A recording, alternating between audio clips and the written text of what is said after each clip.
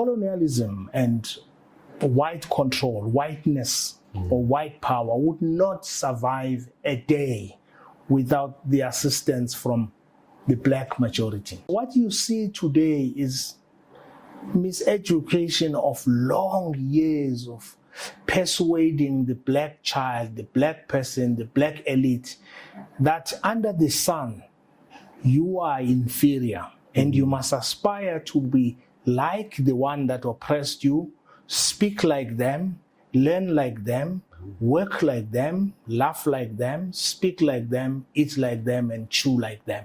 And that's what we are doing. As PABASA here and lawyers, we actually need to teach people what I would call alternative legal cultures. And our political scientists must also teach our students alternative social sciences and ways, ideologies that govern societies that emerge from severe oppression and slavery. This idea of transformation, even when I came to the bar, even at VETS, wherever I've been very critical of the people who were oppressed, wanting accommodation and hoping that the structures that were designed to oppress them will somehow be transformed into something that wants to liberate them. We didn't just transform what we found. We were brave enough to trust ourselves that we can create something. And that is how PABASA was formed. It was not to create something that maybe can compete. We're competing nobody, but something that black people can say, we didn't transform this thing, we started it. I have never believed that when you get rid of colonialism or white power, you must transform its structures. I don't believe in it. I still don't, I never did. I believe in the total destruction of structures that were designed for colonial imposition.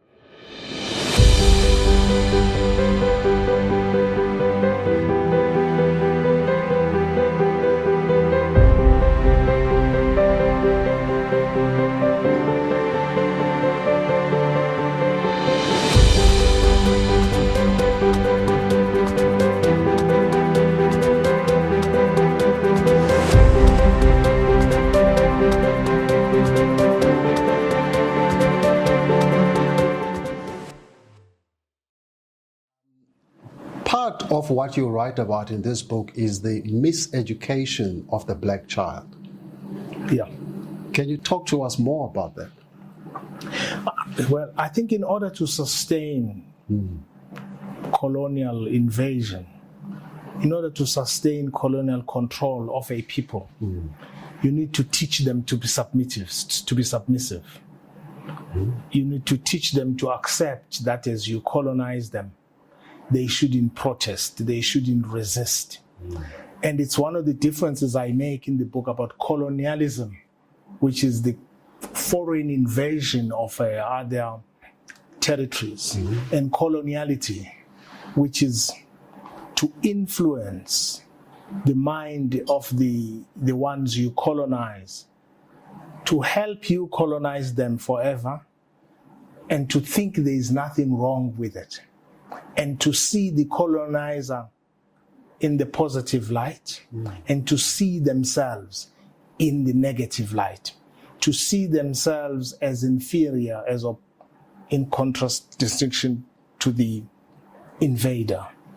So I'm an educator by nature. I think I'm a teacher.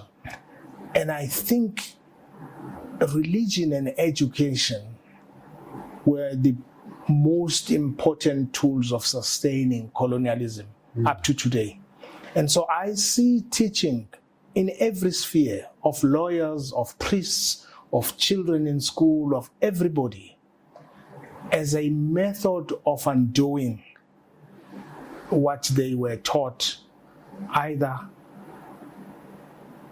in school, from the pulpit in the churches, or from home. And so the miseducation is to teach people to accept that which is unjust, that which is distorted about who they are, that which socially, spiritually, physically, economically degrades them, degrades who they are. Now, practically speaking, how does the miseducation of a black child manifest in today's South Africa, would you say? Wow, if you look at the educated elites in South Africa, you and me interact with them. We are, the educated. They are the most compliant because in being educated, they also imbibe subconsciously desires to fit in, desire to seek validation from powerful colonial forces. And it's subconscious. And so it manifests itself in every facet of society. And it gets worse. That's why I call it miseducation, because it gets accepted. It gets accepted by the victim as correct, because it becomes, over generations of time, it becomes the only way they know. It becomes the only way they are born into. You know, it's very important in life what you see when you come out of your mother's womb, what social structure you see, who's begging who's taking the hat off to who as you are a child. Yeah. And so that's the miseducation, and it was found in society in general, in the communities, in the schools, and in the church. Yeah, you talk in the book about black on black prejudice as an example of this miseducation thing.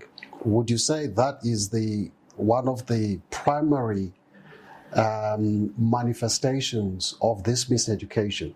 You give examples of briefing patterns, for example, and how black attorneys and CEOs, black CEOs don't brief black counsel and only come to them when they are no longer CEOs and so on.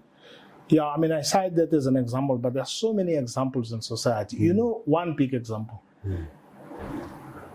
Because there should be no reason why people who are 90% of the population, black people, live by the dictates of people who are less than 10% for so many years, right?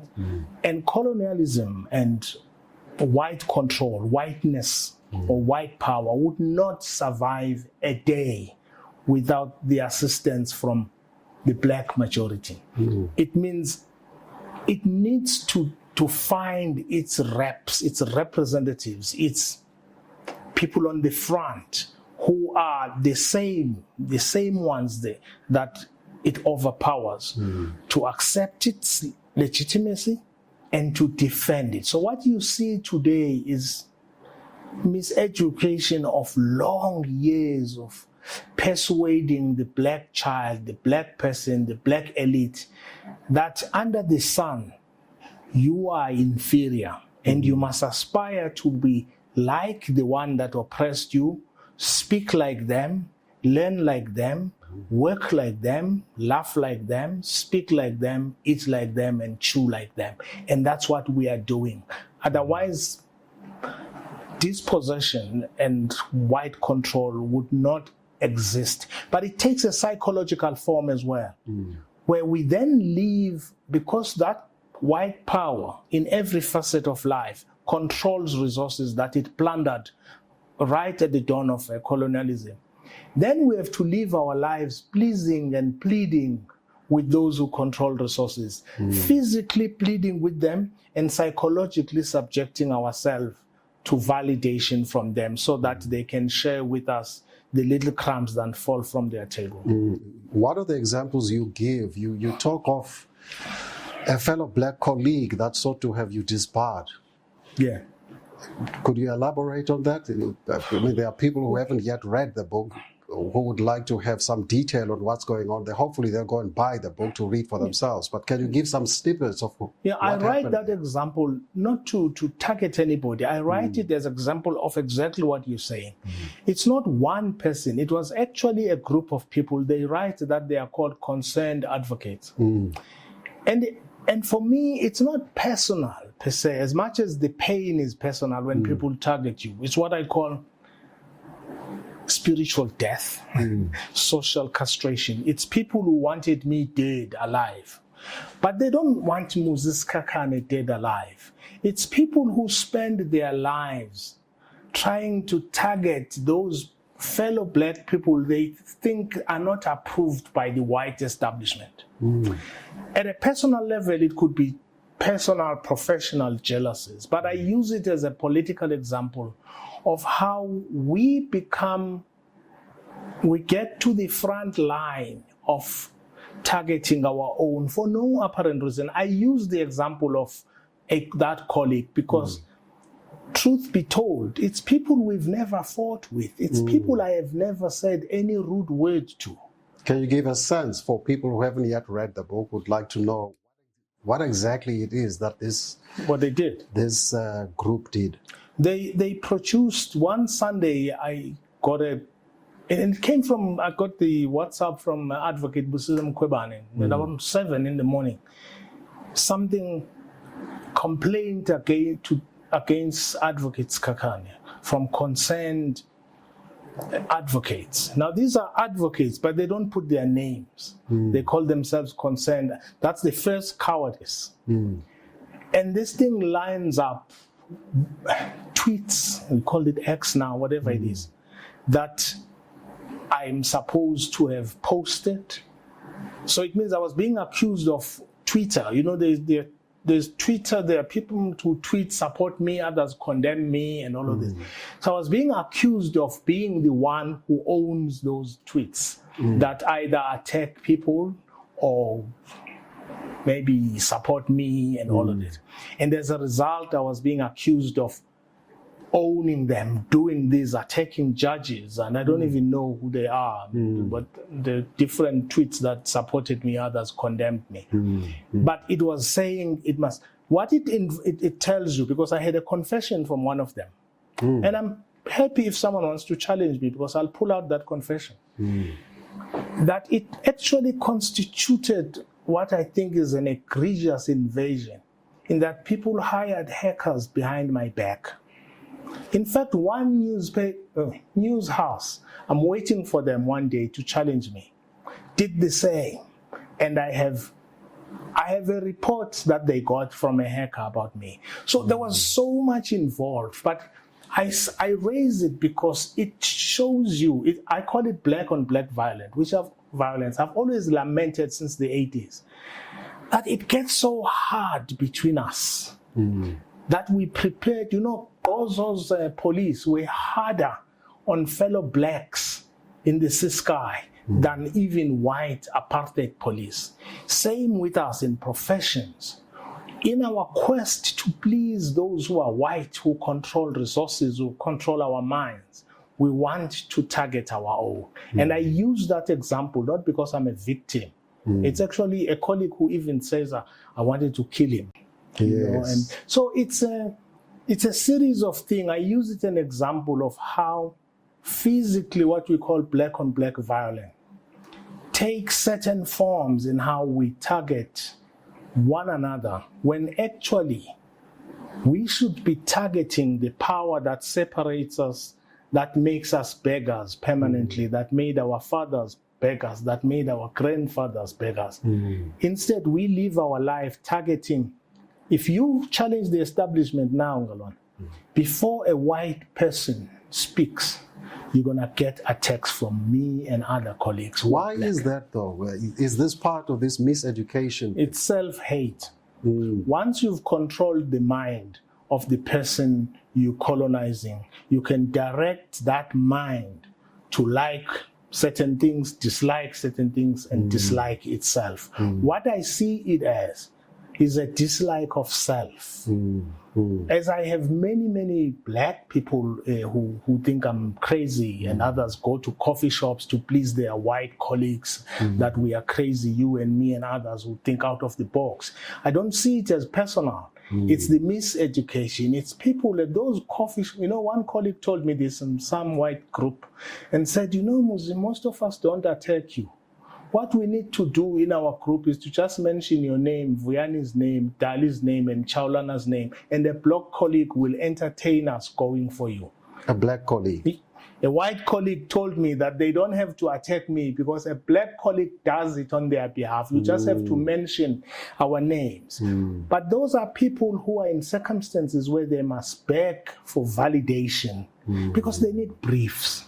And in needing briefs and money, they need to say things that they think white people like them to hear. Some progressive whites are embarrassed when those people do this because it looks a bit like begging, but they do it. It's the miseducation. You do say in your book that this is something that needs to be addressed, and urgently so. How would you suggest we address something like this? It's quite pernicious. Public education. We should have done this in 1994. We should have done this. You should have part of what was called the Reconstruction and Development Program. And I think we should have developed something called the Reconstruction and Development of the Soul, which is public education designed to counter the inferiority that sustained. What form would this take? Public lectures or schools, public lectures, churches? You know, the retreat of the church has been one of the tragedies. And the retreat of community education. And we could have done this with greater leadership. In fact, I always think Mandela was a great, great leader, but a missed opportunity because he had so much authority. And under him, this kind of thing would have happened. But I think as great as he was, in some way, like all of us, he was also a slave to white modernity and traditional methods that accept the status quo, at least psychologically. And this is what I think we can still do. As PABASA here and lawyers, we actually need to teach people what I would call alternative legal cultures. And our political scientists must also teach our students alternative social sciences and ways, ideologies that govern societies that emerge from severe oppression and slavery.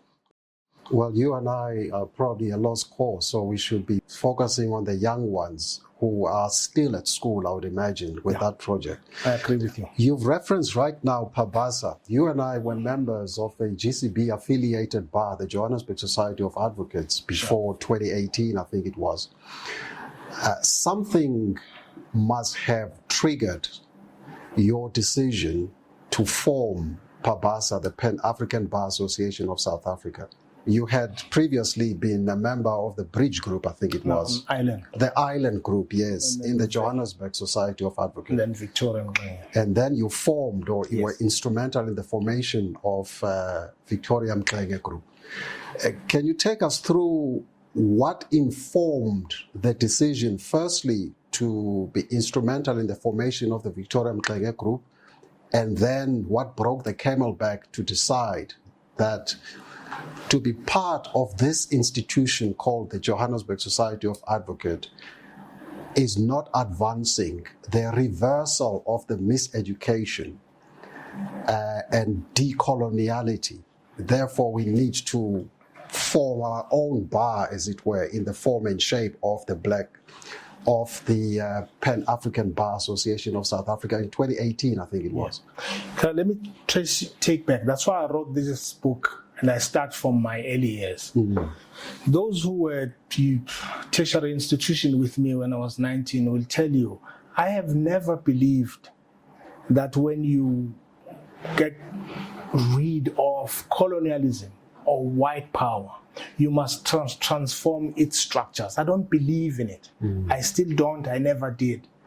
And I'm not saying by this, as Lenin says, you can leave certain things, but I believe in the total destruction of structures that were designed for colonial imposition. And I believe that this idea of transformation, even when I came to the bar, even at VETS, wherever I've been very critical of the people who were oppressed, wanting accommodation and hoping that the structures that were designed to oppress them will somehow be transformed into something that wants to liberate them. So even as I've been in white structures and white groups, I've never been convinced.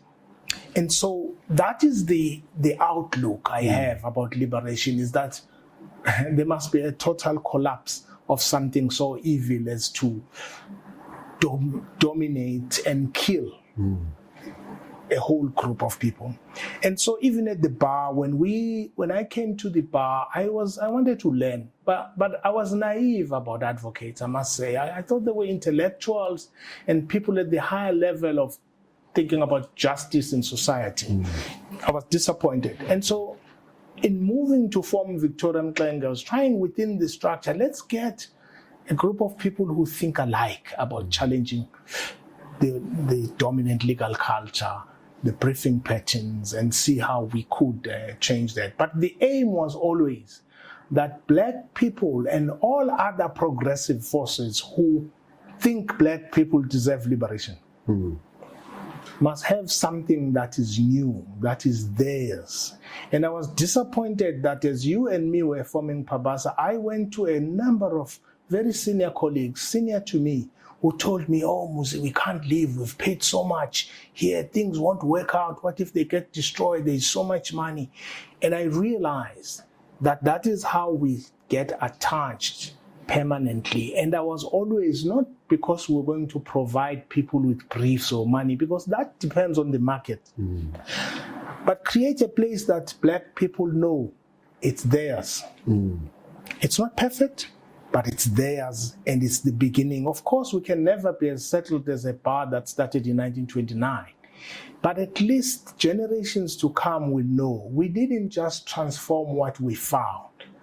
We were brave enough to trust ourselves that we can create something. And that is how PABASA was formed. It was not to create something that maybe can compete. We're competing nobody, but something that Black people can say, we didn't transform this thing. We started it. We formed it. We struggled. That's why I always say to you, for me, and the PABASA was the backbone of PABASA, was not the Silks. It's the junior advocates that took risks. In fact, I think the Silks were a disappointment. They're too attached to the system and they're too scared to part with the benefits they have. Juniors were the backbone and they took risks.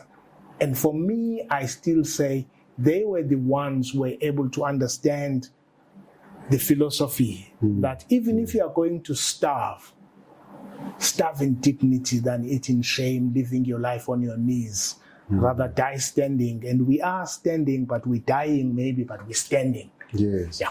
All right. So we'll end it here for this segment. We'll continue with the third segment dealing with the complaints of the Constitutional Court judges against one Judge President John Hlophe, a case in which I think you were intimately involved. Both of us. Both of us. We'll deal with that in the next segment. Thank you.